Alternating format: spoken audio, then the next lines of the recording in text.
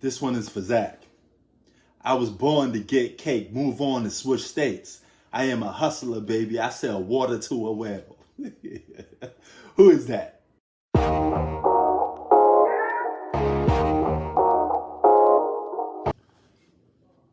right, what's up, guys? Prince Sports here. Don't forget to comment, like, subscribe. Now, I did a video on the most clutch players in the game today, for 2020, 2021. But let's do a list of the top 10 greatest clutch players in NBA history of all time for me, okay? Now, I'm going to give you the postseason win shares, and I'm going to give you a new stat that is called clutch shot percentage, okay? It's somewhat new because it only calculates players from the 90s and up. So if you played in the 80s and if you played in the 70s and going up, your stat numbers are going to be a little miscued because you didn't they don't count them for the 80s. So it's going to be non-available for people that didn't play the 80s, okay? So let's start off with number 10. Number 10 is none other than the claw himself, Kawhi Leonard. I know what you're thinking. Man, why are you going to pick Kawhi Leonard on this? Trust me, this guy ended two dynasties, the San Antonio Spurs and the Golden State Warriors. I don't care how he did it, he ended it. And he stopped the reigning MVP, LeBron James, to a point that he made LeBron James commit turnovers. He made LeBron James shot field goal percentage go down. And he also made LeBron James so shook to score that LeBron James went into passive mode in the 2014 finals. So a man to do both of those alone put you on the top 10 greatest clutch basketball players of all time. Now, Kawhi Leonard's clutch shot percentage is at .377. His postseason stats is at 319. So it's .319 for his postseason win shares. Now that brings us down to number 9. Number 9 on this list is none other than Kevin Durantula, Spider-Man with the arms, okay? His clutch shot percentage is .325, and his postseason win shares is 198, okay? This guy is an unbelievable scorer in the fourth quarter. He changes the pace of a game in the fourth quarter. And he's the only guy, superstar, very few, that could work without the ball, that could get 12 points.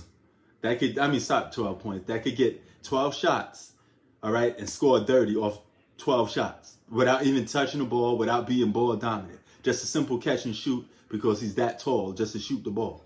Okay, so he ranks in at number 9.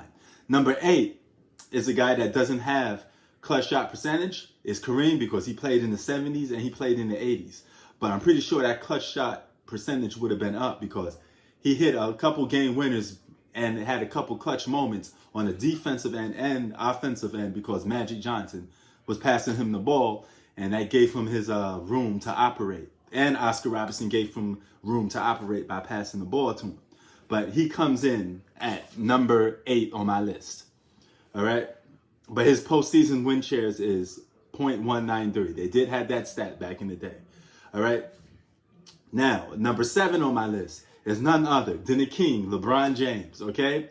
His postseason win shares is 244, and his clutch shot percentage is a whopping 390, okay? Now, LeBron James was clutch from 2012 to 2018. The minute he joined the Los Angeles Lakers and they failed to go to the playoffs, that gets on your career because you had an ample chance to lead your team to the playoffs. That would have pushed up your clutch meter even more, but you failed to do it, all right? So LeBron James, as of now, is not a quote-unquote big-time clutch player, period, okay? That road ended from the Miami Heat days to him leaving the Cleveland Cavaliers. That was it. The minute you see LeBron James in the Los Angeles Lakers jersey, the term clutch has not been really up there too much, okay? As a matter of fact, he passes the ball in a lot of clutch situations, gave it to the open guy. In this case, the past season or two, Anthony Davis has been the guy with the ball in his hands, taking the final shot for the Lakers. not LeBron James. All right, so, but that alone gets him in a top 10 clutch basketball players of all time, the fact that he was clutch from that time period. But what also hurts him, on the flip side to that, see, there's always good with LeBron James, but then there's the bad. The bad is from the first 8 years of his career, the guy couldn't spell the word clutch, okay? 100% afraid to be clutch, okay? To a point that people thought he was shook, scared. You already know the things that people said about him. He first came into the league 2005, couldn't shoot the ball, okay? As a matter of fact, ESPN used to make fun of LeBron James. You probably don't remember that, but I do, because I'm a basketball guy, and nobody puts time and effort in like I do, okay? So, with that being said, a guy that has a tricky field goal percentage, okay? He can't shoot. He's a squeaky shooter in terms of shooting in the fourth. Not good for clutch. Bad free throw shooter, okay? 73% is bad, okay? It's decent for a regular game, but when the game is on the line, it's clutch. You hit one clutch shot, one free throw out of two, or sometimes you miss both. I've seen him do that a lot. That hurts your clutch, okay? And when things get tight, he tends to pass the ball too obsessively. That gets held against him. But nevertheless, for him to be number 7 on his list is pretty high. Number 6 is the guy right behind him, okay? Very similar to him, Magic Johnson. He has a postseason win shares of .208, and his clutch shot percentage didn't exist because he played in the 80s and, you know, got drafted, played in the 70s, not pro basketball, of course, but he's mostly an 80s player, and that stat didn't exist for them. But just imagine his clutch shot meter would have went up alone just from the simple fact that this man won the championship in 1980 when Kareem went down and, you know, scored that much points. That's clutch, okay? But he also has tragic Johnson moments. Same with LeBron James, okay? There's a lot of bad that outweigh the good sometimes. It goes back and forth, all right? Number 5 on his list, the top guys. Reggie Miller. Miller Time. This guy had a nickname. Dame Time, Miller Time. See the difference? All right? Clutch meter of 3.78, and his postseason win shares was 180. Guy that hit the push off on Jordan, hit the shot on him, and ended them in that game. He gave Michael Jordan nightmares, running off them screens, hitting clutch shots. He beat up on my Knicks bad, man. The way he did to my Knicks, scoring 8 points. Scoring I think like 13 points or something like that. No, it was 8 points. Sorry, 8 points in a matter of seconds. The Knicks inbound the ball, he steal it, take the shot away from him and shoot it. Man, never bet against Reggie Miller. He cost me money for that damn game too, because I was rooting for the Knicks. You damn Reggie Miller, it's your fault. It's your fault. Damn Miller Time. But I had to put him on there because out of respect, man. You know. Number 4 is one of the few centers ever to have a skill set like this man. Check out his clutch meter, okay? His clutch shot percentage is 750.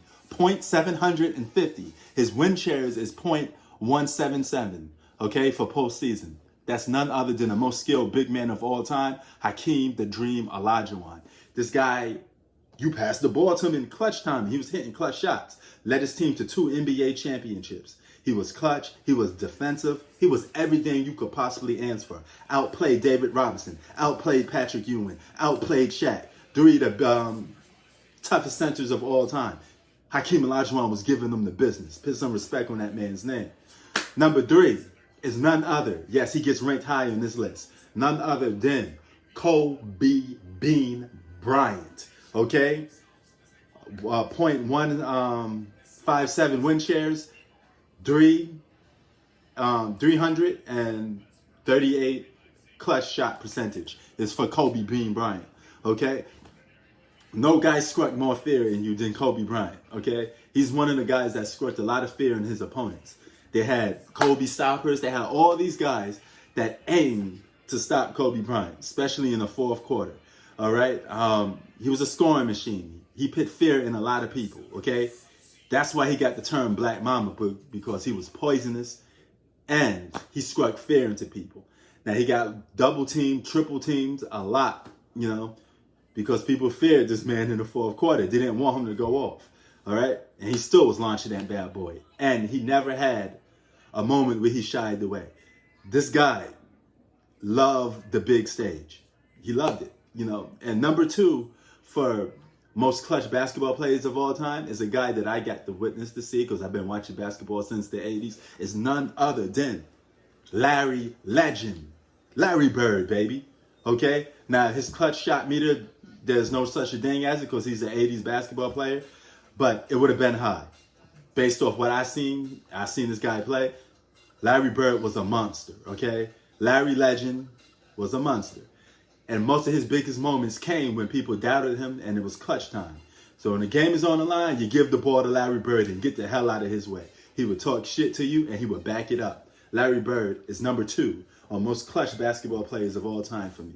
And number one, okay, number one is the king, Black Jesus, Black Cat, Michael Jordan, clutch meter of 409 and postseason win shares of 255. Now, he would have had a higher clutch score meter for the 80s that he played in too, because he did a lot of clutchness in the 80s too, but they didn't count that stat back then. See, this is why I tell you, if Jordan played in today's league, he would have 10 more points a game, just based off my research. That's why I keep saying that.